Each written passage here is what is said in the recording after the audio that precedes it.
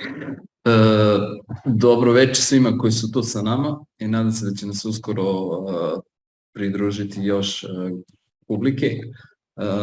Dok čekamo Lidiju da se priključi, možda da počnemo polako sa najavom i da prepustim dirigentsku palicu i mikrofon Vladi Trifunoviću.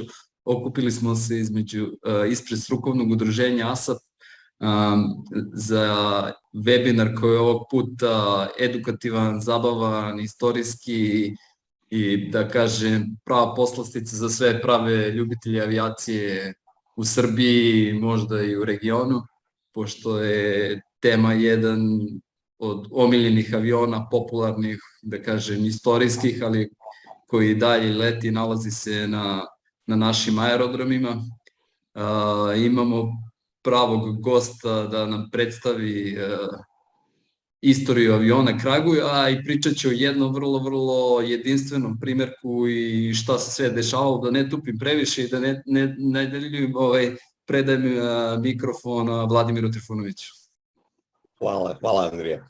Pa evo za početak da se predstavim, ja sam Vladimir Trifunović, diplomirani inženjer vazdušnog saobraćaja, kako bi rekli, bavim se avijacijom i privatno i poslovno. Sa ove poslovne strane vodim jednu kompaniju koja vrši zemaljsko obsluživanje vazduhoplova tu na aerodromu Nikola Tesla Beograd, a sa ove druge, meni zanimljivije strane, bavim se oldtimerima već nekih 6 godina, zajedno sa svojim prijateljom Vladimirom Bojovićem, i u tome nalazimo neko opuštanje, nalazimo neku mogućnost da, kako bih rekao, sačuvamo istoriju za ove mlađe generacije i da omogućimo da ti istorijski avioni našeg Jugoslovenskog ratnog vazduhoplovstva lete i dalje. Da ih neko drugi vidi i kako u Srbiji, tako i van naše zemlje. Ono čega smo se mi danas okupili, tema je Kraguj, konkretno serijskog broja 035, ali pričat ćemo malo, kao što ste Andrej rekao, i o oldtimerima u Srbiji, pričat ćemo malo o toj klimi koja je kod nas malo drugačija nego u ostatku sveta. Uglavnom, da krenemo od samog aviona Kraguj, koji je manje poznat javnosti, a najviše im je poznat iz filma Partizanska eskadrila. Znači, ako neko nije znao za Kraguj, on ga je sigurno vidio u tom filmu. U pitanju je, znači, laki jurišnik jugoslovenske konstrukcije, projektovan od strane Vojno-tehničkog instituta 1962. godine, s prvenstvenom namenom partizanskog načina ratovanja. Doktrina tadašnje opštenarodne odbrane i samozaštite je bila da se u nekom trenutku, ukoliko neprijatelj okupira veći deo teritorije, pruža otpor sa nekog planinskog ili nepripremljenog terena, tako da u skladu sa tom doktrinom projektovan i sam Kraguj, prilagođen je za poletenje sa kratkih nepripremljenih poletnih sletnih staza i njegov prototip je poletao 1962. godine. Ono što je zanimljivo je da je, recimo, Galeb poletao 1961. godine, tako da između ta dva projekta postoji, znači, velika distanca, što je ono mlađe kao jedan, da kažemo, klipni avion jurišnik, ali je delo naše avioindustrije i, da kažemo, jugoslovenski projekat. Serijska proizvodnja samog aviona je započela 1964. godine. Za neke standarde serijske proizvodnje malo primeraka je napravljeno, samo 41, unutar dve serije. Prve serije od 14 primeraka u fabrici Sokol u Mostaru i druge od 27 primeraka koja je rađena negde sredinom do kraja 70. godina. To je inače, da malo pričamo o njemu, avion sa pravogovnim krilom, jednokrilac, niskokrilac metalne konstrukcije, posjeduje klipni motor od 253 kW. Zanimljivo je da su naši konstruktori isti klipni motor Lycoming smestili u Tu-66, tako da je, da kažemo, ta unifikacija unutar ratnog vazduhoplovstva, ideja te unifikacije bila dosta prisutna kod njegovog projektovanja. Elise trokraka metalna, promenljivog koraka, fiksni stajni trap sa gumama niskog pritiska, kao što smo rekli, kratke, nepripremljeni tereni i tako dalje.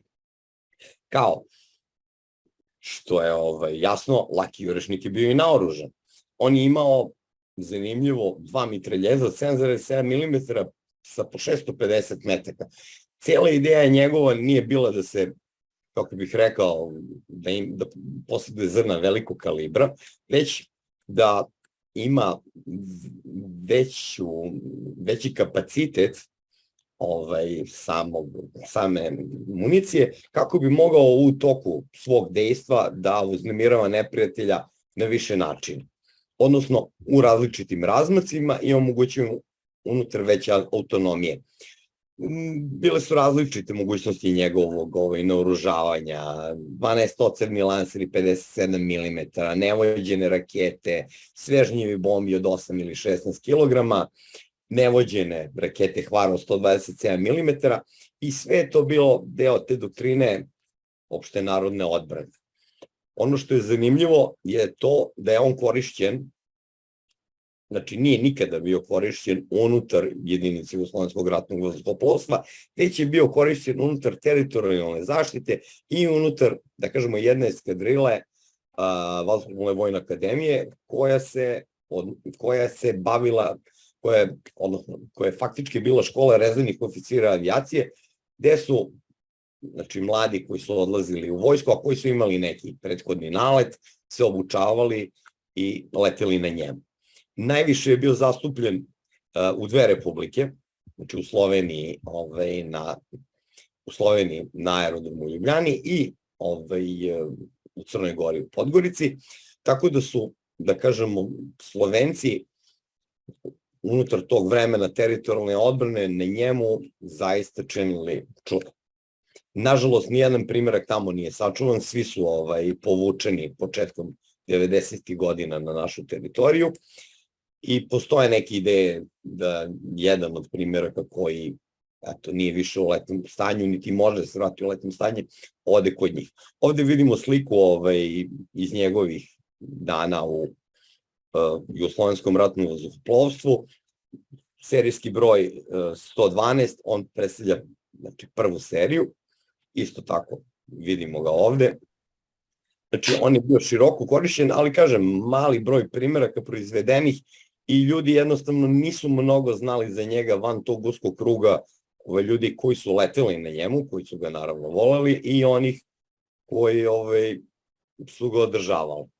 Ovde, ovo je jedna zanimljiva fotografija, nastala je ispred aerodroma u Bihaću, kao što vidite, znači negde pri završetku izgradnje podzemnog aerodroma, Josip Broz Tito je tada vršio smotru, pa se eto, unutar celog stroja našao i Kragujevcu koji je tu bio za prikaz.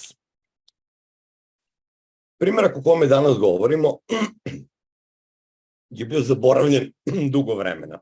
90. godina, nakon raspada Jugoslavije, određeni broj vazduhoplova tipa Kraguj, Utva 66, Galeb, je ratno vazduhoplovstvo rashodovalo i prodalo privatnim licima.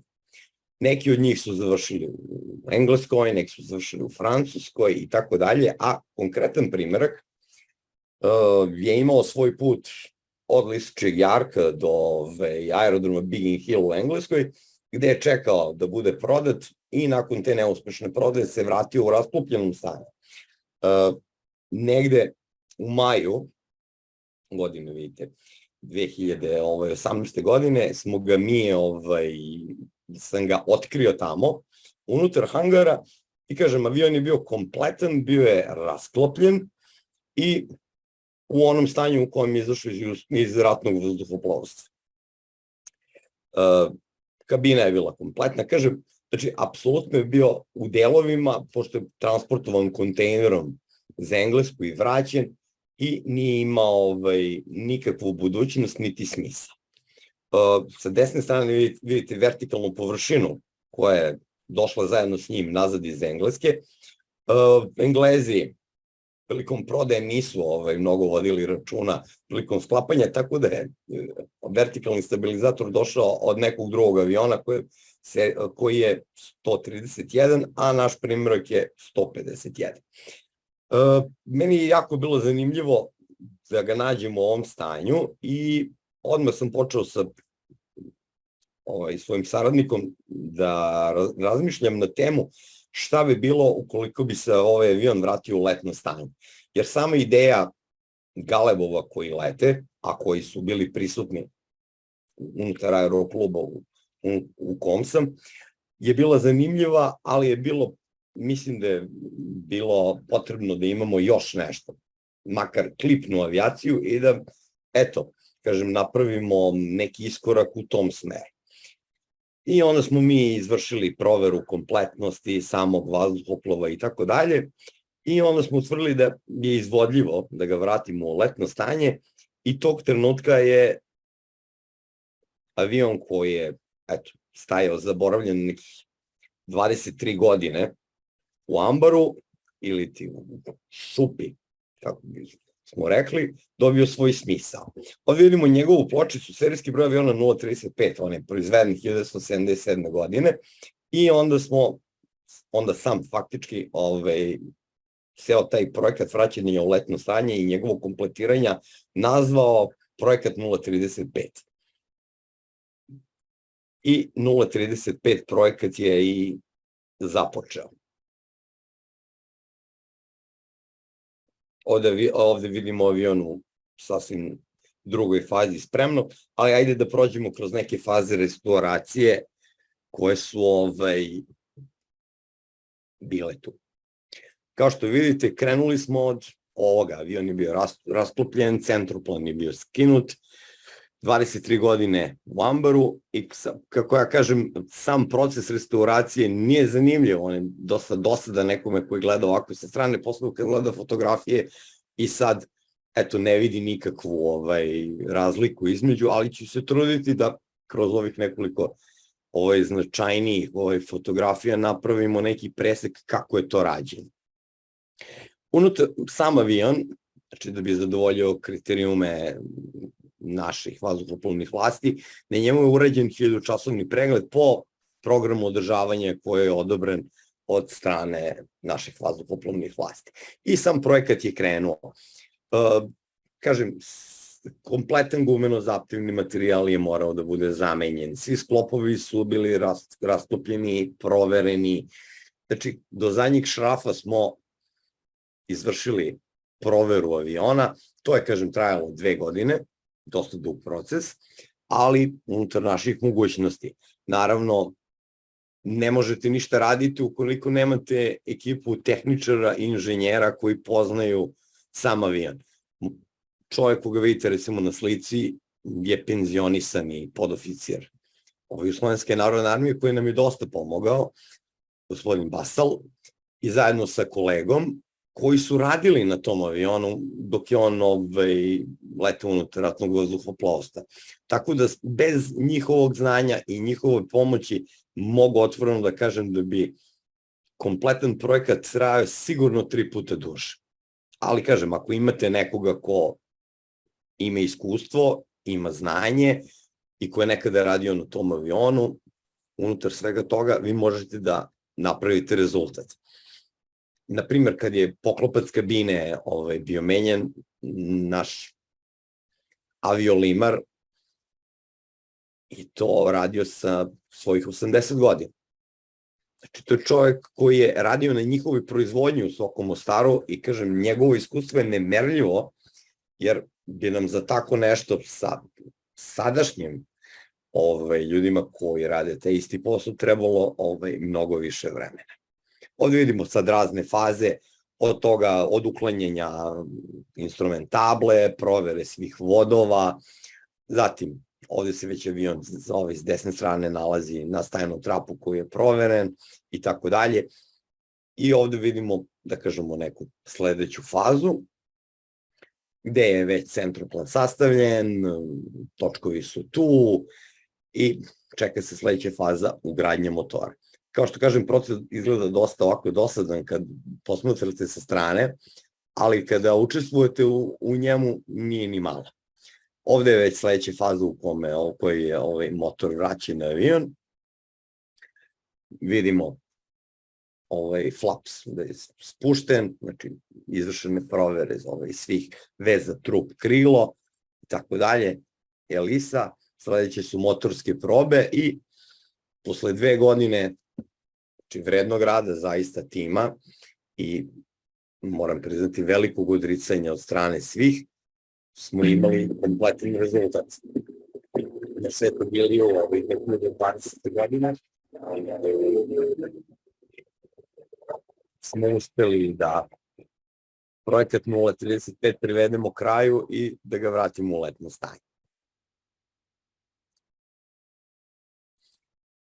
Kažem, ovaj jedinstven poduhvat kod nas nije toliko ni ljudima zanimljiv, ali kažem, sa naše strane vraćanje ovakvog lakog jurišnika u letno stanje predstavlja nešto na što smo jako ponosni, jer, kažem, omogućava mladim generacijama i ljudima koji su zainteresovani za vazduhoplovstvo da vide kako to izgledalo nekad ranije i šta smo bili sposobni da napravimo, jer pričamo o vremenskim distancama od 60 godina, naravno. Vlado, hvala na prezentaciji. Ja bih se nadovezala, odnosno ubacila sa jednim pitanjem. Da li možda podeliš sa nama neke od izazova sa kojima ste se ti i tvoj tim susreli tokom tog procesa od 2 godine? Pa najveći izazov je novac, kao i u svakoj restauraciji. Mi smo imali, da kažemo, kompletan avion u delovima, morali smo da proverimo sve sklopove, sve instrumente, neki instrumenti su nedostajali. Znate, kad nešto stoji dugi niz godina, bez nadzora, dosta stvari nestane. Ali, recimo, moram da se zahvalim prijatelju iz Hrvatske, koji je isto entuzijasta, koji je, na primjer, obezbedio kompas, koji je nedostajao tu. Tako da, najveći izazov u svemu je bilo obezbediti finansijska sredstva da se projekat završi. Jer, znate šta, mi možemo, entuzijazam funkcioniše, ali ipak ljudi rade za par. Tako da je to jedan od najvećih izazova, kao i kod svakog rade na tom. Mislim, ako poredimo neke restauracije, mislim, mi ovo zovemo restauracija, ali ovo bila kompletna provera i samog vazduhoplova, ali recimo u Americi, u Engleskoj, to su procesi koji traju 5-10 godina i koštaju milione dolara. Kaže, mi smo imali sreće, imali smo ljude, imali smo know-how, imali smo kompletan avion i to je trajalo mnogo manje i nije bilo toliko izazovno koliko bi recimo bilo izazovno da vraćamo u letno stanje, na primjer, sad 522 soka, koji naravno ne posedujemo, ali koji bi želeli da vidimo na našem nebu. To bi projekat bio i u njemu bi već bilo, da kažemo, više problema s kojim bi se susreli. Jer za takav avion vam su potrebni specijalisti za drugačije da kažem, elemente i tako dalje. Tako da bi bilo mnogo izazovnije to izvesti. Ali razmišljamo o tome, radimo na tome, da se jednog dana i desi. Super, hvala na odgovoru. A da li i koliko u Srbiji uopšte ima oldtimera?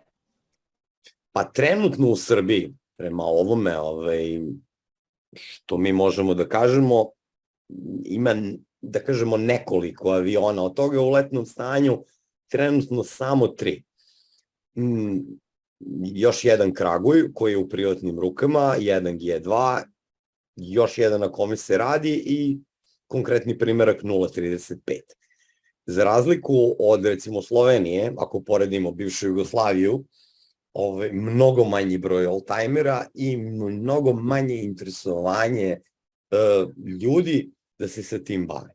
Jer iz nekog razloga, evo poredim čisto Sloveniju sa nama, posjedovali su iste avione, posjedovali su istu tehnologiju, isto sve. U Sloveniji je sve sačuvano, a kod nas je sve uništeno ili bačeno.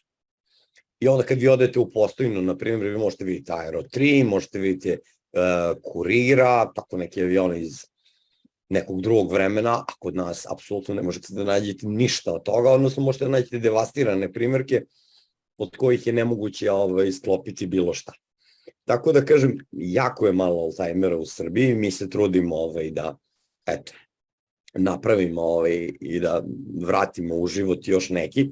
Ove fotografije na koje vidite je recimo fotografija sa Celtvega iz septembra, jedna od većih vazduhoplovnih izložbi, gde smo učestvovali sa konkretnim oldtimerom, ovim Galebom serijskog broja 170, koji je ovakav izašao iz fabrika i koji je služio dugo na Vazduhoplovnoj vojnoj akademiji i bio je, kažem, zanimljiv i organizatorima aeromitinga koji su nas pozvali da učestvujemo na njemu, a, kažem, predstavlja bazni avion kod nas u aeroklubu i zaista se trudimo da, eto, i njega održavamo u letnom stanju kako bi ti oldtimeri imali neku mogućnost da u Srbiji lete, a s druge strane i sa strane u ovim zemljama koje obilazimo. Jer ako vi dobijete pozive za aeromitinge, recimo iz Češke, iz Mađarske, iz Rumunije, uvek je lepo otići tamo i prezentovati prvenstveno našu zemlju, a s druge strane tu tehnologiju koju smo imali i te vazduhoplove koji su proizvođeni.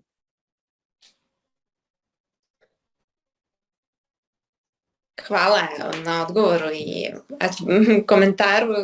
Složit će se vjerojatno i slušalci da je jako lepo čuti da ovako nešto postoji u našoj zemlji i da upravo i webinari ovog karaktera i širenje, da kažem, ovog projekta i kroz neke društvene mreže i daljih, da kažem, planova je onako lep podsticaj da se i mladi uključe, odnosno buduće generacije, složit ćeš se da na neki način neguju tu našu istoriju vazduhoplovstva.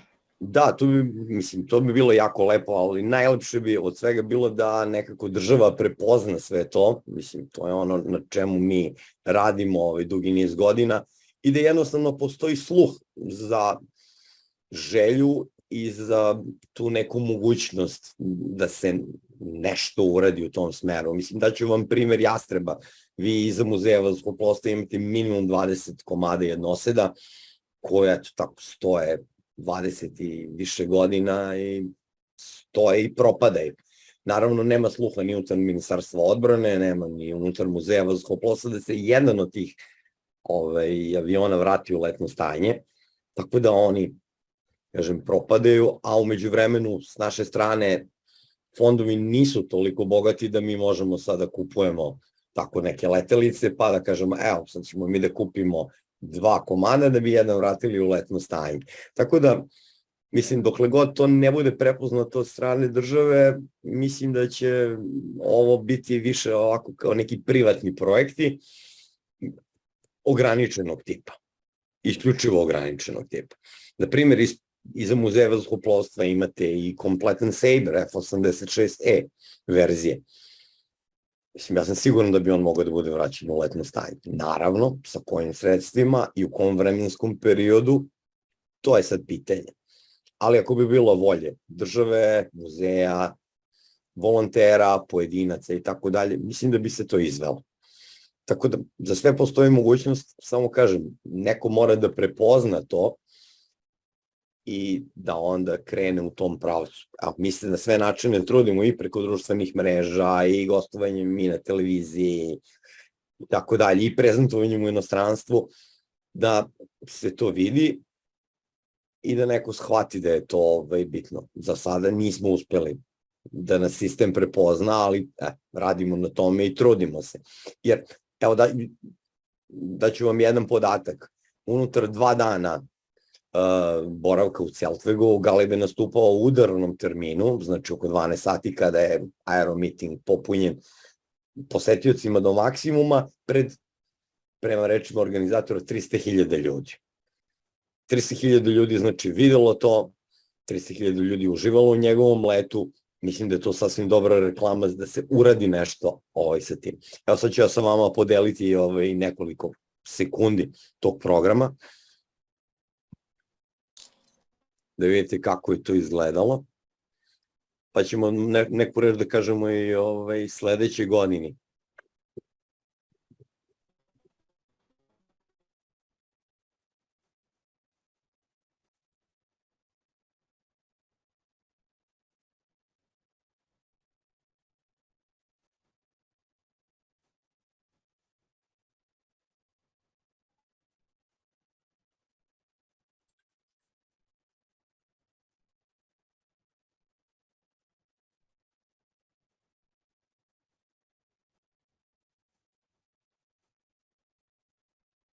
Složit ćete se da izgleda baš zanimljivo sve to. Ali kažem, radimo na tome, trudimo se maksimalno da napravimo nešto kako bi sledeće godine planiramo, mislim, pričam čisto o privatnoj inicijativi, pošto je ovo van, kažem, sistem ne prepoznaje to. Sledeće godine pokušavamo da odemo na salon Le Bourget u Parizu, pošto je 60 godina od prvog pojavljivanja Galeba na salonu, znači kad se on tamo pojavio, tako da, eto kažem, potrudit ćemo se da sa oldtimerima obiđemo Italiju, Francusku i Englesku i da predstavimo te srpske oldtimere i tu našu vazduhoplovnu industriju pred nekih, da kažem, 500.000 ljudi, što je zaista impozantna cifra za tako nešto. Moramo raditi na tome ako želimo da to ostane u životu. Vlado, hvala. Imam još jedno pitanje. Da li u Srbiji imaš informaciju, da li u Srbiji postoji još neki tim koji se bavi sličnim i slično interesovanje uopšte, ili je tvoj tim, da kažemo, jedinstven trenutno u tome? Pa trenutno smo jedinstveni. Postojala je u Novom Sadu grupa entuzijasta, gospodin je imao ovakvu grupu Stars na avionima Galeb, nažalost on je poginuo, posle toga ti avioni su parkirani i ostali su čekaju neka bolje vremena i neke nove vlasnike, ali osim nas ne, da znamo da se ovim bavi. Opet kažem, ako bi otišli bilo gde drugde van granica naše zemlje, naleteli bi na veliki broj ljudi koji se tim zanimaju. Naravno, ja kažem, imamo primere da u Francuskoj, u Nemačkoj, u Engleskoj lete naši avioni, u Americi, i da se ti ljudi trude da sa našim oznakama te oldtimere održavaju u životu. Kažem, kod nas to nije toliko popularno, kod nas je više zanimljivo ljudima da se bave Cessnama, da imaju neke pilotske škole i tako dalje, a ova istorija, pa dobro, istorija je zanimljiva, ali eto, mimo toga, sem tog interesovanja i sem toga da kažu lepo ili da žele da se provoze u njemu kao naši članovi, interesovanje se završava. Da. Ali na neki način i ti doprinosiš, da kažem, širenju tog interesovanja, pogotovo među, da kažem, i mlađom populacijom. Autor si jedne knjige, odnosno albuma. Da li nešto možeš više da nam kažeš o tome i gde može da se nađe taj album? Da, knjiga je o Kraguju, baš konkretno. Mi smo je nazvali album, zato što je veći deo sa fotografijama iz njegove operativne upotrebe i tako dalje, a u ovom prvom delu smo opisali ceo put Kraguja od projektovanja i tako dalje. Knjige, nažalost, više nema u prodaji, zato što je ceo tiraž rasprodat. Mogu slobodno da se pohvalim i da pored te knjige sam zajedno sa kolegom Kolundžićem i kolegom iz Sevske napisali smo i knjigu o Galebu. Kažem, to je sledeće što smo uradili, čiji je tiraž takođe rasprodat, jer nažalost naše tržište nije takvo da možete na njemu da poštampate recimo 1000 primeraka neke knjige, jer bi verovatno prodavali narednih 10 godina, ali ti manji tiraži su, da kažem, korektni i eto, desi se da ljudima budu zanimljivi pa da ih kupuju. Tako da, eto, knjiga postoji o Kraguju, nažalost, ne postoji još e-book da bi mogao da se skine online, ali u sledećoj knjizi koju pripremamo, koja je sad iz totalno drugog segmenta, isto se bavi istorijom, ali mislim da ćemo ići u tom smeru, pa da će, kažem, biti malo veći tiraž i onda će ljudi imati mogućnost i da je nabave. Hvala. Ja bih zamolila i Andrija, koji imaš neka pitanja, ili naši, da kažem, učesnici takođe webinara, odnosno slušalci webinara, ukoliko neko ima pitanje, imam vreme za taj deo. Pa, pošto smo bili vrlo efikasni, ostalo je dosta vremena za razgovor, diskusiju, tako da ću ja da se uključim sa par pitanja dok očekujemo možda još neko od publike da se priključi. Interesuje me, pažljivo sam slušao ovo sve što si pričao, meni je bilo mega zanimljivo i pisao sam neke zabeleške, pa ću sad da probam da te izrešetam s ovim mojim pitanjima. Slobodno. Interesuje me, pomenuo si na početku Partizansku eskadrilu film. Da li se sećaš možda koji je avion Kraguj trebao da glumi u ovom filmu? Pa trebalo je da glumi neki nemački avion, on je čak i se setiti da li je neki u domaćim filmovima, ako je potrebno da bude nemački avion, onda mu se ofarba nos žutim, udari se maskirna šema i stavi se kukasti krst na rep. Ne znam koji je konkretno trebalo da glumi, ali mislim da su sa 522 maskirali da je on glumio Focke Wulfa, a ovo je glumio neki novi avion partizanske avijacije. Ali kažem, to je film po kome ga ljudi pamte, to je zanimljivo. Jer ja sam sa gomilom ljudi pričao, mislim koji su iz sveta avijacije, apsolutno, kad im pomenete Kraguj, oni vas pogledaju onako i kao Kraguj, pa dobro, kao, a gde je taj avion bio, da li je on bio u ratnom vazduhoplovstvu, da li je učestvovao u ovome, onome. Ja kažem, da, jeste, ali škola rezervnih oficira avijacije, dobro, i na tome se završi, kažem, ljudi ne poznaju to dovoljno. Zaista i meni je bio nepoznani dok nisam krenuo da istražujem sam avion i zbog knjige i zbog restauracije. Onda možda da špekulišemo da je to trebao da bude recimo neki Spitfire ili Hurricane u naoružanju. Tako nešto, tako, možda više Hurricane, ajde da kažemo ako je 522 glumio Focke Wulf 190, zanimljivo je. Ali eto, kažem, scenaristima, opet, mislim, moram da napomenem, ne znam da li si obratio pažnju, ali tokom snimanja partizanske eskadrile, oni su uništavali realne avione, nisu modeli. Tako da za neko ko se bavi ovim, mislim, to je tragično gledati. U to vreme ova kompjuterska grafika nije bila toliko napredna. Nije bila toliko napredna, pa je najlakše bilo, a imamo Boeing Stearman, a nije više u letnom stanju, ok, zapalite ga tamo i ovo je dobro za slikanje. Soko 522, mislim, scene, bure benzina pored i vi gledate kako se pretvara u buktinju, a sada bi, kažem, da li bogatstvo samo da ga imamo tu i da možemo da radimo na njemu. To. Moje sledeće pitanje bi bilo vezano za sam onaj uvod, početak da je projektovan avion u VTI-u, proizveden u Sokolu iz Mostara i tako dalje, za taj neki koji si pomenuo, neko partizansko ratovanje, pa poznato je kod nas, da kažem, u opštoj javnosti vezano za većinu ovih naših školsko-borbenih i borbenih aviona da imaju neki svoj uzor, recimo G4, to je, da kažem, neki možda miks britanskog Hawka i ne znam, nekih prethodnih aviona koje smo imali trenažne u vazduhoplovstvu. U tom slučaju ovo bi bio, da kažem, neka kopija Jaguara, što svi znamo i tako dalje, da ne idem dalje na UTVU 75, UTVU 66 i tako dalje. I sad nije možda toliko baš očigledno koji bi bio uzor za ovaj Kraguj, da li si nekad razmišljao o tome? Jesam, razmišljao sam, to u pitanju je Piaggio, je italijanski, koji izgleda neverovatno slično.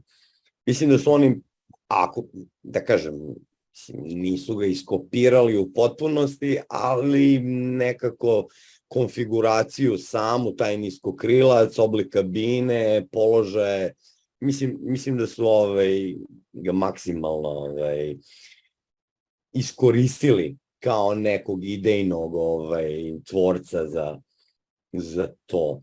Ali, kažem, Piaggio je u pitanju.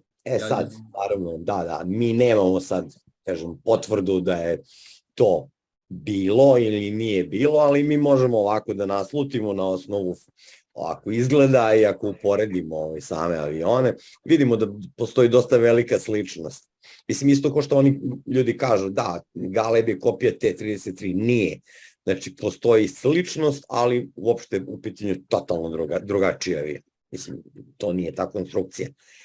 Ali eto, mislim, od nekle mora da postoji ideja, sad. Da li je ideja iz Amerike ili je ideja iz Italije bliska, tu je. Ništa, onda pogledat ćemo na Google koji je Piaggio najviše odgovara. Da, najviše. Možda sam preskočio da čujem, možda nisam razumeo, nisam te nikad pitao, možda ti nikad nisi rekao, ali Vlado, da li si ti pilot? Jesam, da, taj deo je onako zanimljiv. Ja sam počeo sa letenjem, bavim 1990. godine, sam počeo da letim tada na jedrilicama, pa sam nastavio sa letenjem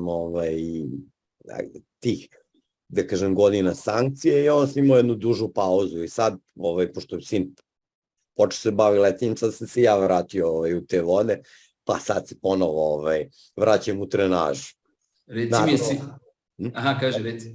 Ne na ovakvim oldtimerima, za sada čisto informativno letim na Galebu, ali ja se nadam jednog dana da ću moći da upravljam sa njim, ali ima vremena. Što kažem, mladi smo. Nisi nikad leteo na Kraguju?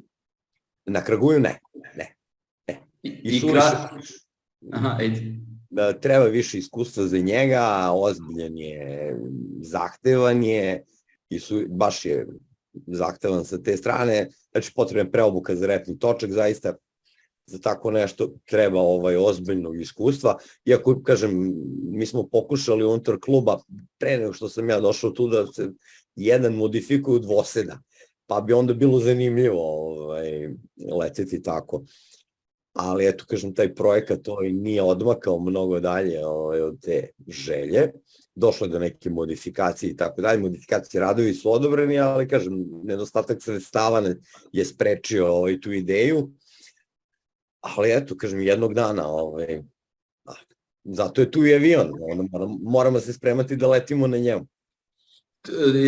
Jedno pitanje koje sam htio da te pitam si odgovorio sad ovo, dok si pričao, interesovalo mi kakva bi bila obuka za Kraguja, pošto se vidi na slikama da je jednosed. Jeste. Kako bi to išlo? Oni su, pričam za Jugoslovensku narodnu armiju, ratno vazduhoplovstvo, pa prvo su radili letove U-66, nakon U-66 su prelazili na Kraguje. Tako da je ta konverzija na repni točak izuzetno bitna, jer se leti tricikl i onda je, kažem, velika je snaga motora, to je ono što je dosta s te pilotske strane, ali sa promenjivog koraka treba dosta znanja da bi se to letilo i iskustvo. Sad u uslovima, ja kažem, tog partizanskog ratovanja, ok, znaš da letiš odlično, evo ti avion, pa, mislim, i onako se smatralo da neki 60% se neće vratiti, sad nije bitno da li zbog pilotaže ili zbog dejstva neprijatelja, ali za sada, za prikazivanje i za ovakve stvari zaista mora neko iskusan da to leti, zaista. Pominjao si 1000-časovni pregled, pa me interesuje neko kao opšte pitanje za avione te klase, tog tipa, gde nalazite dokumentaciju, kako uspete to sve da sakupite? Dokumentaciju imamo zaista kompletno i moram time da se pohvalim, znači kad su se avioni prodavali od strane ratnog vazduhoplovstva, da kažem, sva prateća dokumentacija od knjižica letenja i tako dalje, uputstava za održavanje, uputstava za letenje, sve je sačuvano, i digitalizovano, sada sam ja prešao korak dalje pa sam prešao na digitalizaciju, katalozi delova, tako da imamo kompletno sve što je potrebno da bi radili na njemu. Ono što jeste problem je nedostatak mlađih mehaničara koji imaju iskustva. Jer ja kažem, prosek trenutno tih ljudi koji znaju, da kažem, i koji su radili na njemu, prosek godine 70. 70. I to je sad problem, najveći. Jer kad oni više ne budu mogli, onda ćemo mi biti, iako mi imamo mlade, tu su kao i ja, znači nisu mnogo mladi mehaničari koji su aktivni pripadnici ratnog vazduhoplovstva, ali, kažem, rade na ovim avionima, ali, kažem, ipak je iskustvo ono što je nemerljivo.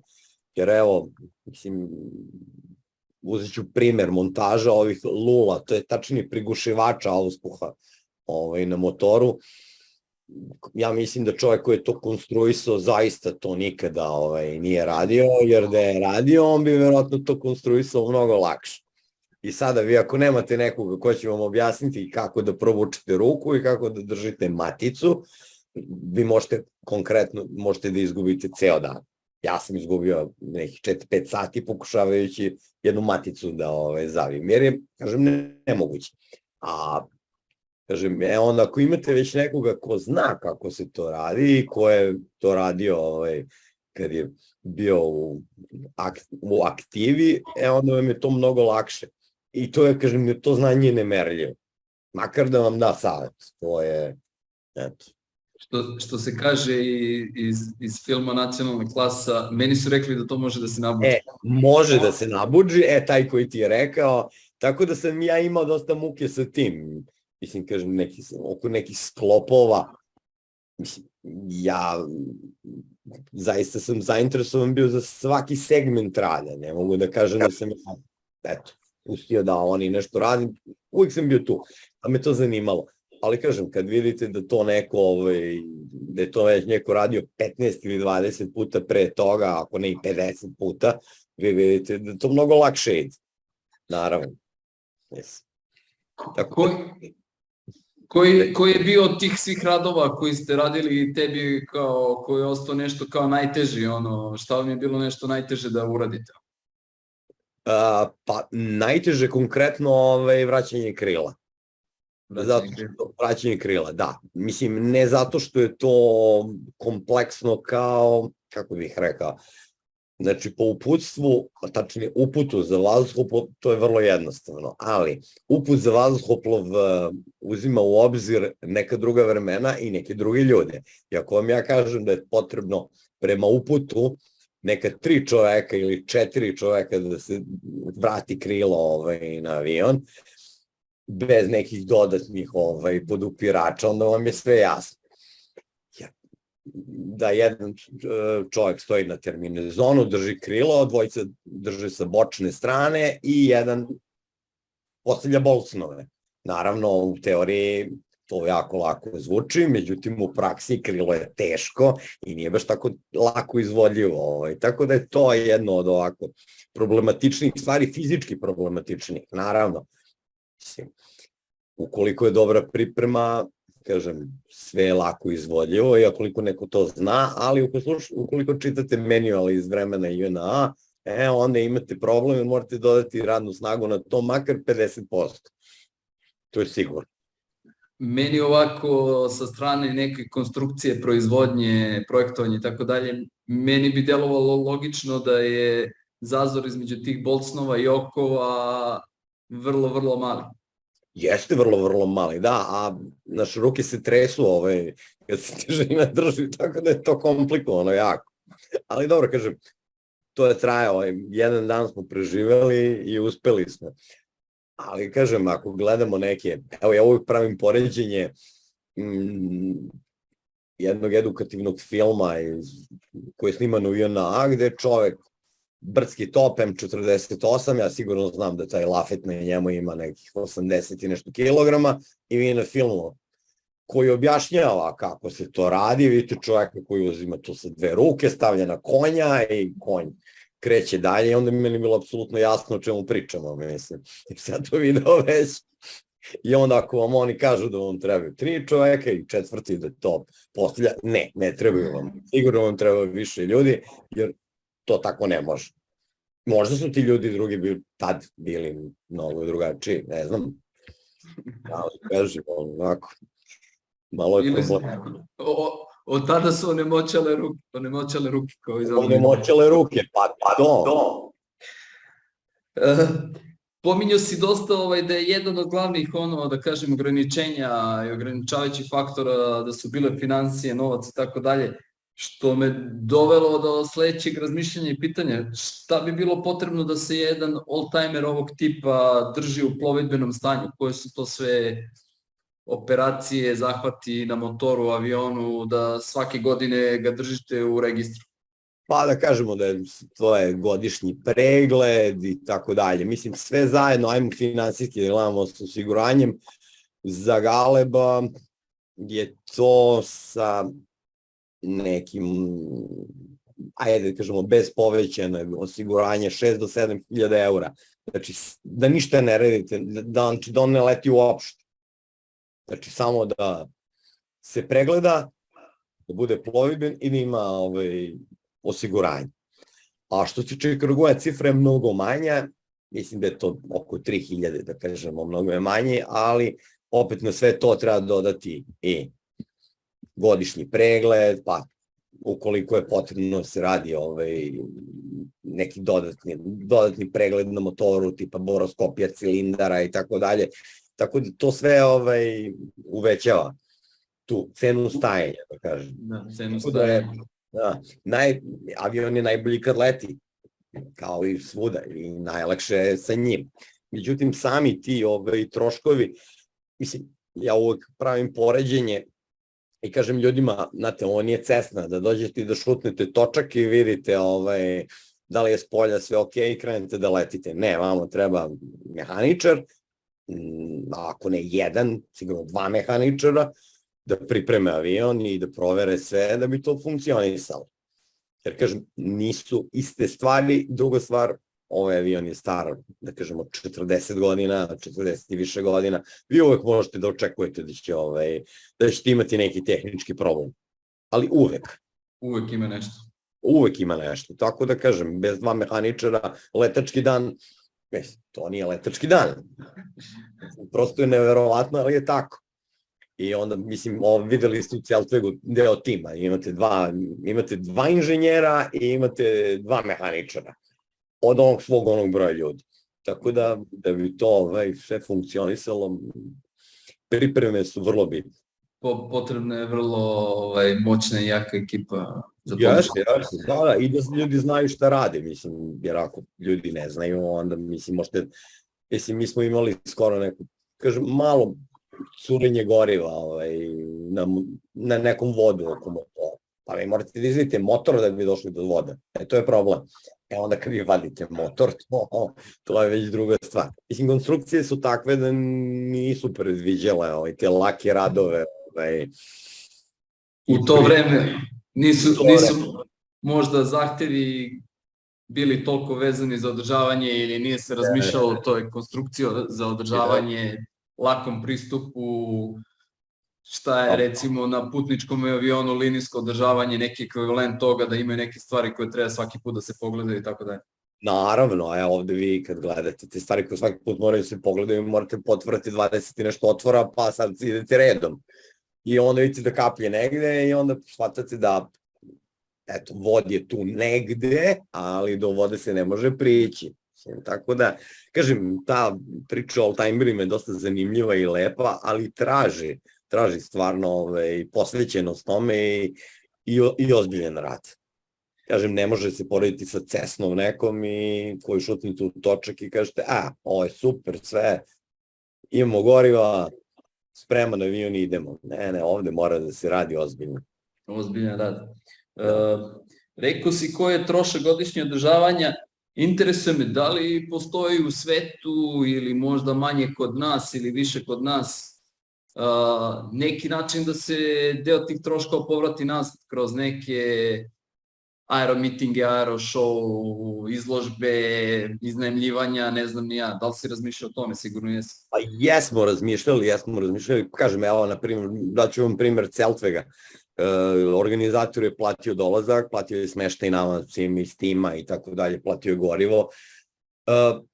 Vi procenite, sad zavisi od aeromitinga, vi procenite koliko su ti troškovi realno i ako je organizator ukoliko je voljan, on će vam izaći u susret i snositi taj deo troškova koji je vama potreban. Ali, kažem, tu nema zarade, vi možete budete, recimo, kažem, sjajno što smo mi odšli Celtveg, ali, kažem, nema tu nikakve zarade. Eventualno nas je još koštalo, naravno, sve to.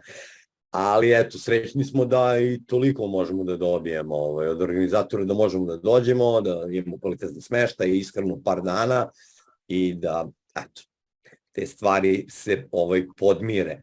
Ali, ovako, kažem, dosta malo ljudi se interesuju, da kažem, za iznajmljivanje. Nešto možda može da se povrati preko tvog letenja, ali jako malo. Kažem, cena goriva za naše uslove je dosta velika i onda, mislim, to su cifre koje nisu ovako pristupačne široj populaciji.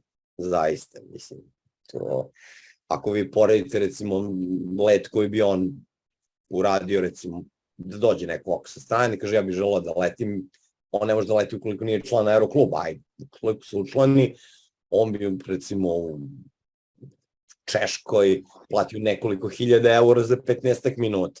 Ali ako bi se nekom u Srbiji rekli da treba da 2000 eura za 15 minuta, čovjek bi vas verovatno pogledao onako i pozdravio. Tako da kažem, sve je prilagođeno onome tržištu gde se nalazite. Ljudi se zanimaju recimo za snimanje spotova ili za tako nešto, ali kažem, nema tu nekog novca. Vi dok platite nekoga da ode da isprati šta oni rade tamo i da ne bi slučajno oštetili avion ili uradili nešto, kažem, to nije. Jedino ova varijanta, ukoliko su sponzori zainteresovani da pomognu sa neke strane, to je jedino ok. Inače, sve ove druge varijante nisu toliko. Kažem, ne mogu da ni 30% troška da pokriju. Evo, kažem, mi smo sve probali za ove godine i zaključili smo da to nas više košta nego što prihoda nema. Samo je pitanje koliko ćete platiti, više ili manje. Ne znam da li Lidija ima još neko pitanje. Ja ne, sve konstatujem da zaista onako lepo vas je slušati o ovoj temi. Jako interesantno, evo i za nas, ja recimo nisam iz te oblasti, ali me jako zainteresovao kroz vašu priču, tako da hvatala sam i ja beleške da potražim taj italijanski avion koji je sličan, tako da hvala vam zaista. Ne znam da li ima neko od slušalaca još webinara, neko pitanje. Možda da ostavimo publici još neki minut da se javi, ako ne, evo da postavim neko možda zadnje ili predzadnje ili pretposlednje pitanje. Andrija, izvini, mislim da imamo. Javlja se Aleksandar Cekić. Aleksandar, izvoli. Dobro večer svima. Prvo, hvala na ovoj interesantnoj prezentaciji. Hvala. Imao bih dva pitanja. Prvo pitanje je kako obezbeđujete delove za ovu restauraciju? Da li ih nalazite ili ih pravite?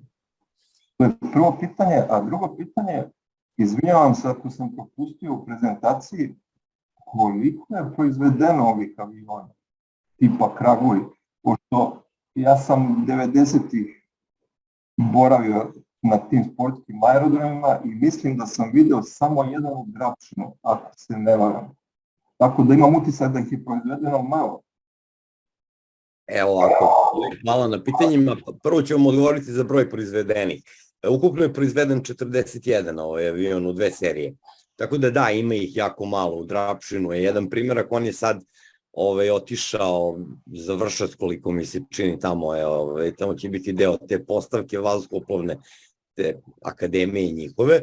A što se tiče rezervnih delova, imamo i još stok. Imamo jedan određeni stok. Ne možete vi tu mnogo da pravite nešto. Mislim, gumeno-zaptimni materijal mora da se kupuje novi. Što se tiče pločica, za kočnice, njih imamo još na stoku. Tako da, eto, sa tim se borimo. I sa tim, kažem, očekujem problem u budućnosti, naravno, kako se šta bude, ali za sada se nekako snalazimo sa tim. Imamo i jedan donor avion koji nam služi tu za te krupni elemente, ukoliko, a neke stvari kao što su poklopac, fara za sletanje i tako dalje, to pravimo. Te stvari više ne možete nigde nabaviti. Pa dobro, evo sad mi se nameće onda još jedno pitanje. Kako ste se odlučili baš za restauraciju Kaguya? Zašto baš taj avion? Zašto ne neki drugi? Pa nemojte, mislim, sa moje strane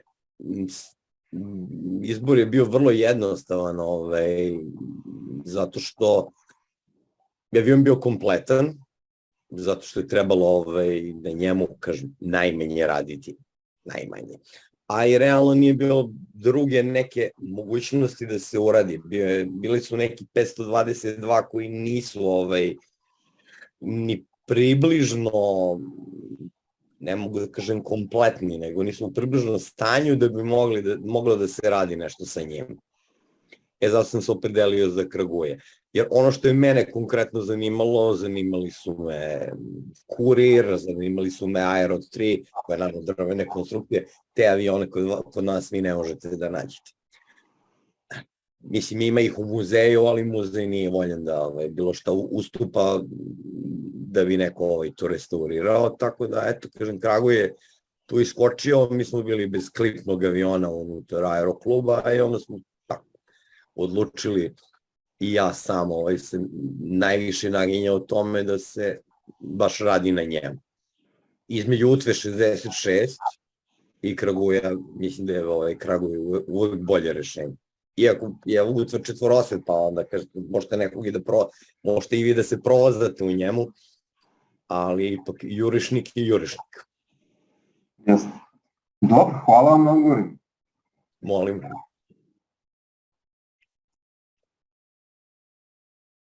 Aleksandar i Vlada su kroz ova pitanja i odgovorili na neko moje poslednje pitanje. U stvari, čak i nije moje pitanje, to je isto Lidino pitanje sa neke prethodne pripreme.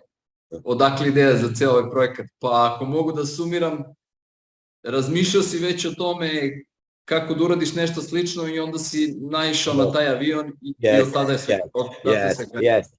Da, to mi je bila životna želja da se bavim sa tim i kažem, nekoliko godina, mislim, već dugi niz godina sam tražio neki projekat koji bi bio, kažem, realan. Jer vi možete da izaberete nešto potpuno nerealno, ali ne možete da ga završite nikada. Naravno, i onda sam gledao nešto realno što je moguće izvesti i onda kad se pojavio, kad smo ga otkrili, zaboravljeno potpuno, jer ja sam došao i rekao, pa ima avion tamo u šupi, oni su rekli, pa da, kao, to stoji. Mislim, ne stoji, ajmo da radimo na njemu, mislim, što stoji, ajmo da ga iskoristimo. Mislim, to što stoji, pa kao bio u Engleskoj, tako stoji. Tako da, eto, ta inicijativa je vrlo bitna. Ja kažem, drago bi mi bilo da je 522 stajao tako u šupi, pa da, eto, sad mi pričamo o tome kako smo u 4. godini rada na njemu i da imamo još 5 godina, pa ćemo poleteti nekada, ali mislim, nadamo se da će da se pojavi u budućnosti Jastreb, pa ćemo raditi na njemu, eto. Ja mislim da tvoj drug Dragan Kolondžić ima jedan skršen 522. Ima, ali njegov, bez obzira što sam ja dobro s Draganom, nije onaj avion za te, on je toliko devastiran. To je onaj najveći problem kod nas, kad vi nešto stavite, mislim, taj je bio u školi u Nišu, oni su ga potpuno devastirali. Znači, ako su mogli, sve što god su mogli da probuše, skaču po njemu i tako dalje, su uradili. Tako da taj 522 nažalost nije u nekom stanju. Ima još nekoliko primjerka kod ovog jednog kolekcionara ovde, ali kažem, ni jedan od tih aviona, svi su oni baš korodirali i zahtevaju ozbiljne radove koji prevazilaze naše lokalne mogućnosti. Mislim, treba vam neko ko zna da radi na rešetki, a to mislim da ovdje imate jednog ili dvojicu ljudi u ovoj zemlji, mislim. Tako da nadamo se da će u budućnosti da bude prilike da se nešto pojavi drugo, na primjer. Isto neki klipni avion, nadam se dvosed ovog puta, pa da opet krenemo da se sa njim igramo. Iz početka. Da, iz početka.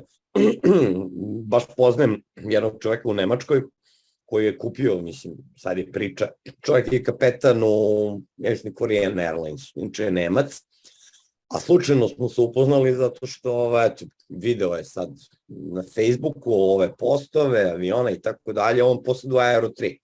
Aero 3 je kupio iz Francuske, koju je Muzej vazduhoplovstva prodao negde 80. godine i tako dalje. I čovek s vremena na vreme leti sa svojim Aero 3 u Nemačkoj.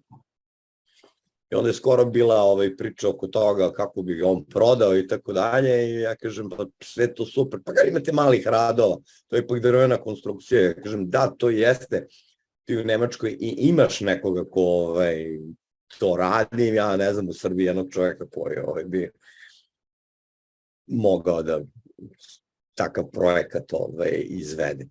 Tako da, eto, možda se on odluči za zamenu, pa mu mi doplatimo još jednu vrednost ona i dobijemo onaj drugi, vidjet ćemo. Nikad se ne znam. Nikad ne treba prestati maštati, to je... Da li bi to bila neka poruka celog ovog webinara? Da, apsolutno. I treba pokušavati, kažem, za početak da se, eto, nađe neka kopča sa sistemom i da sistem prepozna da, eto, tu postoji nešto što je zanimljivo i ako ti avioni mogu da budu u letnom stanju, zašto da ne? Mislim, to je nešto što je lepo i što bi svima bilo zanimljivo. Mislim, ne pričam sa strane nas, nama je zanimljivo svakako, ali pričamo sa strane drugih ljudi. Jer ako vi želite da promovišete pilotski poziv, ako želite da promovišete sve to, najbolja varijanta je da ljudi dođu, osete i vide taj avion. Ako ga vide na nebu, šta je lepše od toga? A to je ono, kažem, što kod nas je. Ono čemu težimo. Težimo, da. Motivacija je čudo i znači dosta. Dobro, ništa onda ako od nas troje nema niko više ništa da kaže, možda bi sa tim i zatvorili ovaj webinar. Znači, neka naša ideja i težnja da vidimo te ptice na nebu kako lete. Trudit ćemo se, zaista, onako koliko smo u mogućnosti i onako, kažem, moramo uvijek biti realni šta imamo i šta bi mogli da imamo. Kažem, ovdje se vraćam na to, Sabre postoji, na primjer, ali ne bi nas spasla ni jedna onako ozbiljna i opsežna akcija skupljenja financija, zaista, da to uspemo. Ali bi bilo lepo. Makar da ga startujemo na zemlji i da može da taksira. Ajde da krenemo od toga. Eto, da ostavimo to za neke buduće priče, razgovore i dalje. Hvala Vlado, hvala Lidija. Hvala vama. Bilo mi je zadovoljstvo. Sandru i ostalima i nastavljamo dalje. Prijetno. Hvala, pozdrav. Ćao.